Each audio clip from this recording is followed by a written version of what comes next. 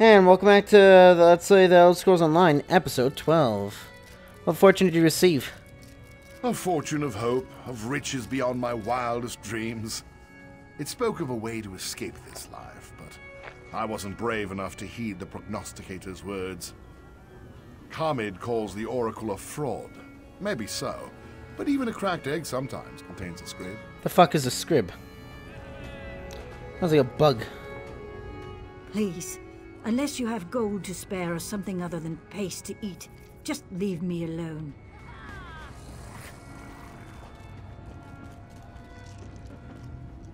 Really, guys? Fucking... You're the reason why, those got removed in RuneScape. At least the thing knows what I'm trying to do.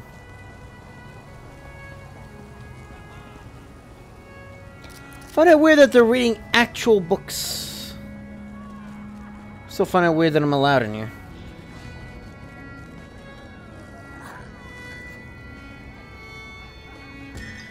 This is a need for factotum experiment. Please honor the clockwork exposes most urgently request the service of an able-bodied assistant. Enabling participants can't read that. Will be tasked to locate a missing component for an experiment following factotum construction. Ensure to report to Associate Zanon's workshop in the reactor district. Compensation will be awarded upon completion of this task. I need to control myself so I don't do that. Oh god, no. Mystical tyranny. Hello, Leoth. The bright young kingdoms of the Covenant want to re-establish Empire men. Yet too callow and immature to realize that the Empire was a failed experiment whose time has passed. Time of crisis for all unlearned, and Tamriel cannot afford to have these unlearned barbarians devastating Cyrodiil and jeopardize efforts to stave off world-destroying doom. Heck, will not allow the Daggerfall Covenant to establish another bloody-handed dynasty of imperial tyrants. Time and again through history, armies of men have marched in from the rim of Tamriel to conquer its center. Every moment, power foresight inevitable discord and decay, to break this destructive cycle once and for all. Here the armies of the Covenant depose their kings, entering their chastened successors into a new Tamriel pact, where wiser heads shall prevail. Yeah, I'm pretty sure, well, no one wins, I feel like. Dear Lord. Mother's Truth by Gaston Belfort. The various works have long been written on the subjects of both Morwyn's Morag Tong, Tamriel's more widespread Dark Brotherhood. There remains confusion as precisely when and how these two feared assassin guilds formed. Specifically, when and how the Dark Brotherhood split from the Morag Tong. Forms widely accepted to have sprung from the latter. This born in seems to be the figure of the Night Mother, a woman who figures prominently in both organizations. Through extensive research and interviews, and not inconsiderable risk to my own life, Dark Brotherhood holds this information sacred. So the sages owe mystery myself, finally uncovered the Night Mother's truth. Though her name has been lost to time, the Night Mother was once a mere mortal, dark elf woman who lived in a small village, located where the city of Bravil stands now in the imperial province of Cyrodiil. Respected member of the Morag Tong, and like her fellow members, someone made a traded assassin service as the Daedric Prince Mafella. The woman held the title of Night Mother, and the highest ranking female member of the organization. To the Night Mother of a particular sect, to be the group's matron, a favorite of Mafella, respected and feared. There's another fellow who facilitated the transformation from woman to spectre, but another, some would say far deeper form of evil, Sithis, the dreadlord embodiment of the unending void. That's so still.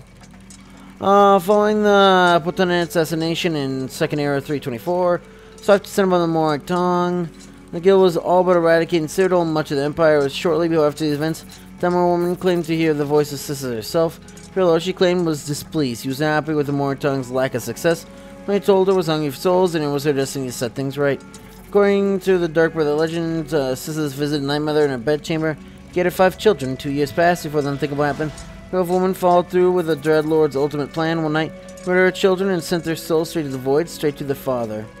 Learning this affront to decency, the village rallied against the woman for such an act was considered incomprehensible even for Night Mother of the Morag Tong. Vengeance, they descended upon the woman, killing her and burning down the house in which the atrocity took place. As in the story, or so everyone thought. A little more than 30 years later, an unnamed man heard a strange and comforting voice inside his very head, just as a dumber woman claimed to hear the voice of Sisyphus inside hers.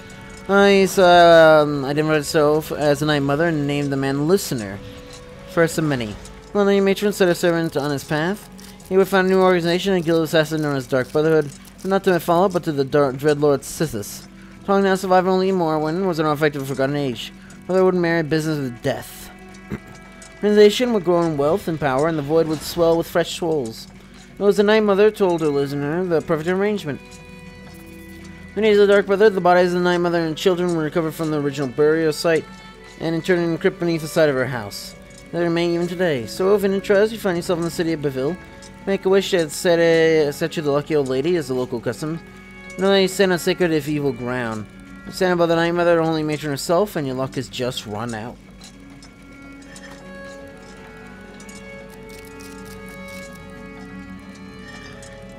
Oh dear lord. The Truth in Sequence, Volume 1. From the sermons of Deldrius Morvia and forth Turbulon to the mainspring Everwound.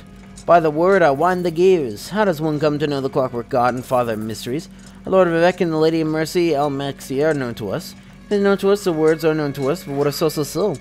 He who is distant in both position and intent. Ever watchful, but seldom seen. Ever worshipped, but seldom heard. He is the mainspring Everwound, the unmoved mover hidden within his clockwork city, whose voice is divine metronome. As Turbulin, I speak as truth as I know it. So the words in sequence so that they can be known by the people. Used by the shadow of the truth, but minds such as ours cannot bear the ordered unsequence. Minds such as ours cannot truly know themselves, not yet. First truth of the mainspring Everwound is the truth of Nirn. So Nirn has two faces. The first is known to us, the Nirn prior, or the Nirn of many parts. Nirn in pieces, assembled by the unsteady hand that has yet to find itself. Its oscillations are regular, its glowing train disrupted by fear and delusion. Faults are not in its parts, but in its assembly. Each gear is a god. Each spring is a thought, but a mechanism built by many hands cannot know the precision of the master craftsman. The et ada gears cannot bring forth a true Nirn, because they know only its parts. They cannot see the whole. The eye at Sosil ignores such division. Broken gods see only pieces. Our father Sosil sees the wholes. He sees the second Nirn. Second Nirn, the inchoate Nirn ensuing. The thought form that anticipates the world to come. Tamriel final. And Uvunsi. Only Sosil knows its shape. Its nature lies forgotten in the time before time. And anew broke itself for wisdom's sake. Our listeners know the source has two forms. Anew and Padome. This binary is without merit. One of the Lorcan's great lies. Meant to sunder us from the truth of Anuic unity. Father Sosil would have us to know the truth. There is no Padame. Padame is the absence of value, the lack. A ghost that vanishes at first sight, a nothing. There is only Anu. Sundered and known by many names, possessing many faces, the one. Anu broke itself, it did so to understand its nature. And sundering the valleys that swam in its vastness, sought to know themselves. The Et Ada Gears gave themselves many names, and set their will to building. Alas, they heeded the counsel of Lorcan and forgot the face of Anu. They thought themselves distinct and whole. Is this Buddhism? I just realized. Gotta talk about Buddhism. And so many hands assemble the world, with each with separate intentions and selfish purpose. The Nirn of many parts was the result, a broken and leaking steamship that lists ever windward.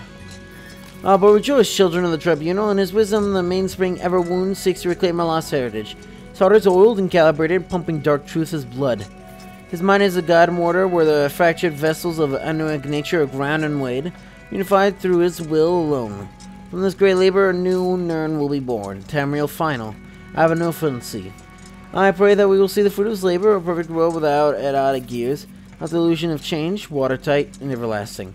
By the word, I wind the gears.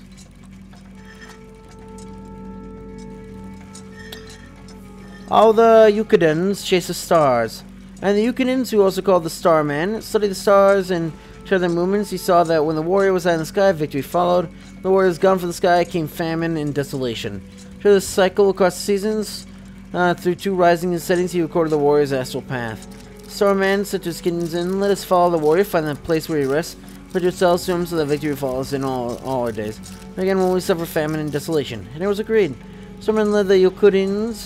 These are the people before the Redguard people? By ship, following the path of the warrior across mountains and vast deserts. When he followed them and famine and desolation fled before them. Charged with three, the Lord, the Lady, and the Steed.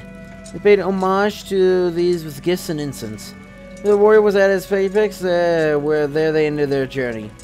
There they built a temple and a tomb for all the warriors who died on the journey. In death the warrior honored them and made them his eternal guardians. dying as the stars and is numerous. The place where they stopped was not marked, has not been marked on any map. You wish to follow must only do as they did and follow the warrior. Oh god. The Truth in Sequence, Volume 4.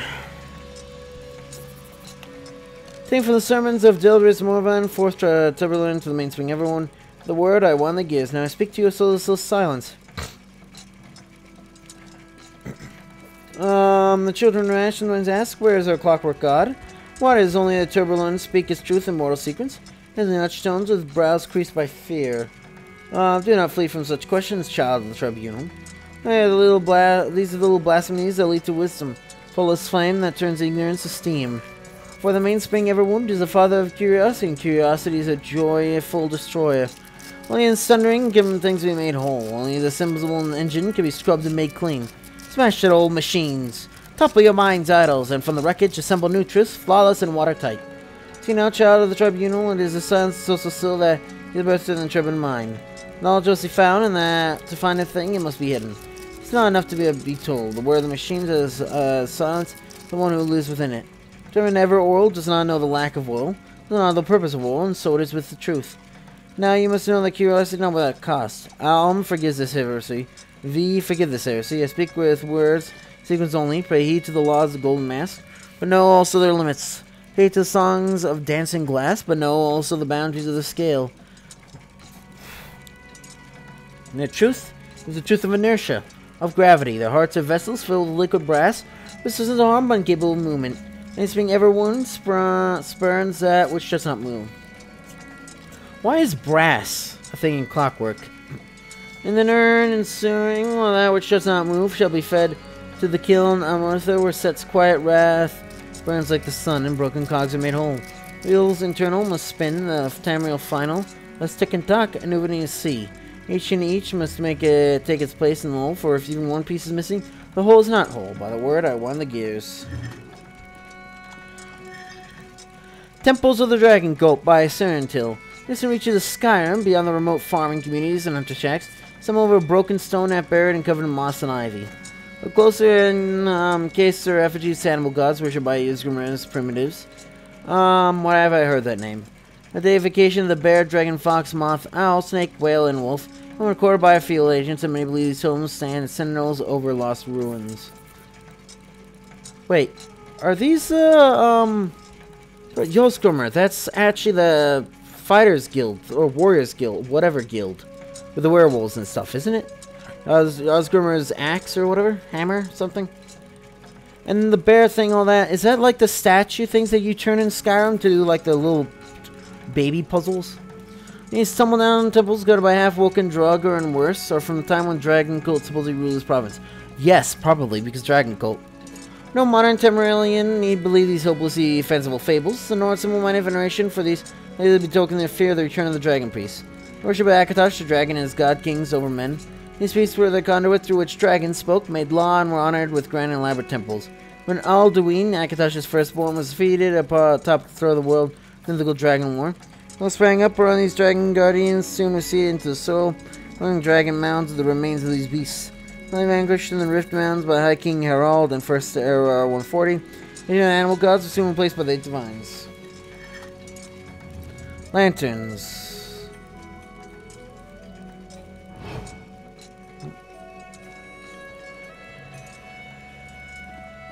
Oh, God. I saw them, so I can't unsee them. Oh, it's like the other place. Nern, Lurker is the spirit of Nern, the god of all mortals. Doesn't that mean all mortals are like him? Wait, I thought this was supposed to be a lie or something. I mean all mortals are like him, or you know him. Those hate him, think creation is an act which sunder them from the sphere realm. Humans revere him, or aspects of him. They're all of existence.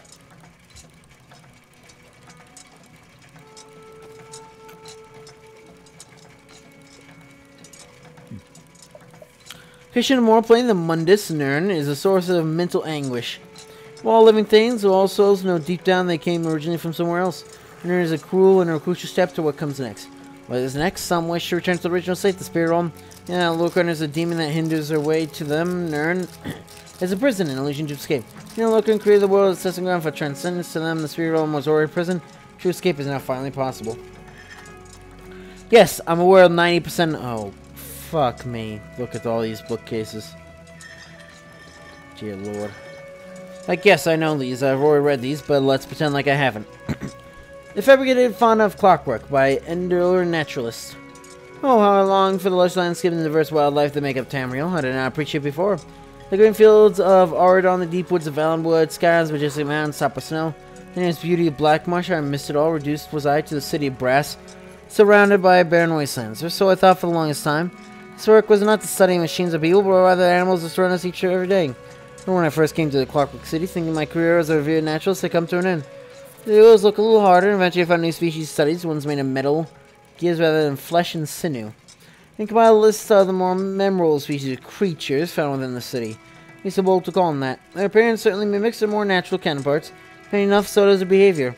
Curious add in mind, I do not know. A little function, but rather add life to this barren land. Brasilisks. That's those created from the internet of brass squares. So copper wiring, allowing for its snake-like movement. Popular as a pet, you'll often see them following the quick footsteps of young scholars. The lovely, most prized model mimics the leather wings of the step at her. Nature comes in a variety of colors, and while it may display aggressive behavior, it is not equipped to attack others. Skiviton. Though I do not delight in speculation, the rumor origins of the creature do fascinate me. It takes the form of a copper mouse. It possesses no legs, traveling by a rotating ball fitted within its middle.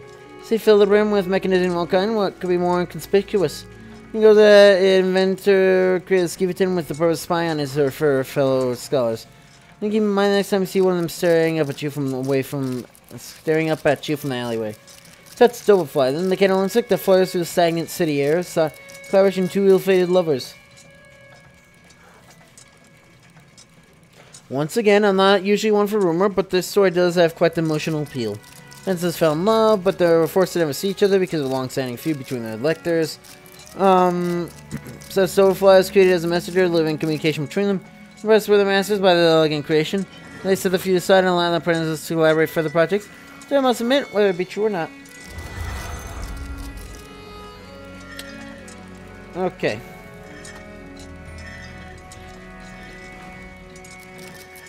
Thank goodness I already read apparently these. Worshiping the Illogical by Proctor Nivain Apostle Sothasil. The Clockwork Apostles dedicate their lives to many things, or whatever sermons laid before us by the ever faithful, Delvis Morvin, fourth tribe everyone. But God, Lord, set the mainspring ever wound, the divine metronome, the driving force of inspiration and innovation. We have discovery in all forms, magical, technological, spiritual, but we have to forget, in a pursuit to unravel the mystery of the world, that we are also subjects of the tribunal. I found throughout my long tenure that many of my pupils have a hard time grasping the threefold nature of our belief within the tribunal. Still, despite the repetition of these questions, I never rebuff this curiosity. Try to encourage it, for there is an abundance of contradictions within our piety towards Lady Amalexia and Lord Vivek. To all the worship of these days seems almost challenge the beliefs we hold so true within our order. We told to worship these often puzzling deities alongside a sound and steady clockwork god. They fall not one god, but three. Even this seemingly simple fact is but a misconception. The sequence we have found the truth. Amzavi. One entity, not the fractured creation that many perceive it to be. And if only it only appears fractured in the forms our gods have taken, rather than separate deities, here are all one portion of a welded whole. Here in their irregularities. Lady Nexi and Lord Vec, who are only consistent in their consistency, they create the order of our truths. They are the talk within our Lord sits tick. The wheel that forever goes forward, but only to circle itself. The truth of our chaotic present, the irregular oscillations that we must weld together. And we found the aspect of humanity, the soul which emerges with the machine, ambition which merges with beneficence. The act of faith itself seems contradictory to the importance we hold on evidential certainty. But not one among us is a complete machine, chronological without emotion with binding together. No, we are welded beings, as varied and complex as our three gods. Fractured parts which have come together to create our individuality. As one devote themselves to such aspect, to these traits inurn, which are not logic, nor order, or guiding our principles. Heavens tell us to understand their limitations. Heed but know the boundaries of the skill. Know that these are the principal needs can well learn prior and shall be but in addition to the whole which is learned ensuing. Check their words, their laws, and limits. Know that they are the echoes of fractured cells. Hold it whole. Know that the sublime piston gives and takes in equal measures, sundering the named pursuits of lesser myrrh. To report that which will be welded whole once more. Police structures, laws, one day outdated and unneeded. And so we pay respects to these aspects of deities. Without fail toward Asmi, we ourselves become sundered from the truth. Speak the names of the Lady Alexi and Lord Vic. Respect, piety, listen to their words, and heed their laws when necessary. Broken cogs that reflect the cells to be as venerated as truth that we honor.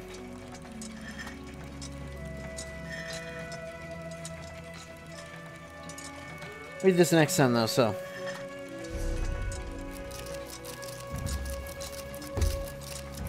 Enjoy seeing you know what to do. See ya.